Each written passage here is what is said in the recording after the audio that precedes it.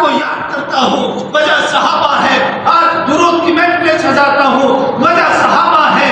آج میرے گھر میں اسلام ہے، وجہ صحابہ ہے۔ آج میری نسلوں میں دین ہے، وجہ صحابہ ہے۔ آج میرے جسم پر نبی کی سنت ہے، وجہ صحابہ ہے۔ آج میری زبان پر نبی کی حدیث ہے، وجہ صحابہ ہے۔ آج مدارس آباد ہے، وجہ صحابہ ہے۔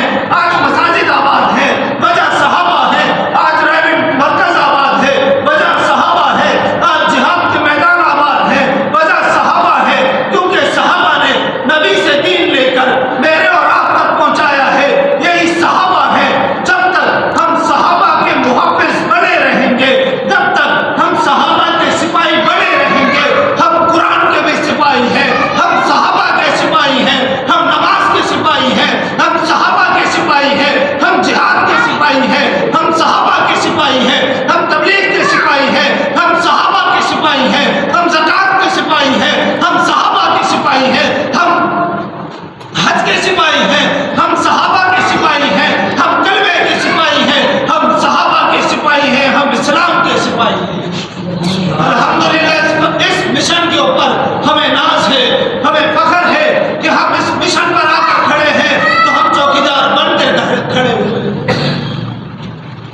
لوگ اعتراض کرتے ہیں کہ تم لوگوں نے جگہ جگہ جلسے جلوس کیے، ریلیاں نکالتے ہو، اسمبلیوں میں جاتے ہو، تم لوگوں نے کتنے مسلمان کر؟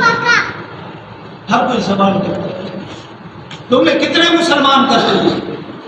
میں کہتا ہوں مبلغ ہے، تبلیغ ہم پر لازم ہے، ہمارا کام ہے، ہم کریں گے، لیکن ہماری بنیاد، ہمارا مشن پہرے داری کرنا ہے۔ ہم چوکیدار ہیں، کھیت کے چوکیدار سے کوئی آ کر یہ نہیں پوچھتا کہ کھیت بڑھایا کیوں نہیں۔ کھیت کے چوکیدار سے آ کر کوئی یہ نہیں پوچھتا کہ فصل کی مقدار کم کیوں ہو گئی ہے۔ کھیت کے چوکیدار سے آ کر کوئی یہ نہیں پوچھتا کہ اس بار کپاس کم کیوں ہے، بلکہ کھیت کے چوکیدار سے سوال ہوتا ہے کہ بتاؤ کھیت کے اندر کوئی سنڈی تو نہیں لگی، کھیت کے